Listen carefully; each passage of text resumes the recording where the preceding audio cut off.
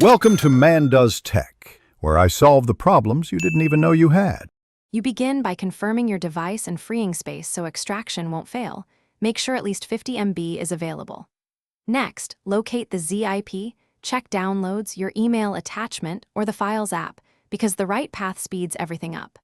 If your phone lacks built-in support, install a lightweight extractor like Files by Google or a trusted third party. You need it to view compressed folders. Once installed, tap the ZIP to start. You'll see the archive's contents, and we move to extraction.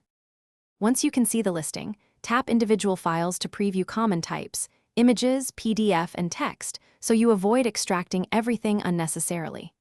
If you want local copies, long press the archive and choose Extract or Unzip, then pick a destination folder. Make sure you remember that path so you can find files later. While extracting, watch progress. Large archives take longer. If an extractor asks for permissions, grant file access so extraction completes. Then, navigate to the destination and confirm files opened correctly. After extraction, open a couple of files to confirm integrity. Verify file sizes and previews match expectations, because that tells you extraction succeeded. If files won't open or seem corrupted, re-download the archive and try a different extractor app. Corruption often happens during transfer, and a fresh download usually fixes it. For password-protected ZIPs, enter the password in a compatible app.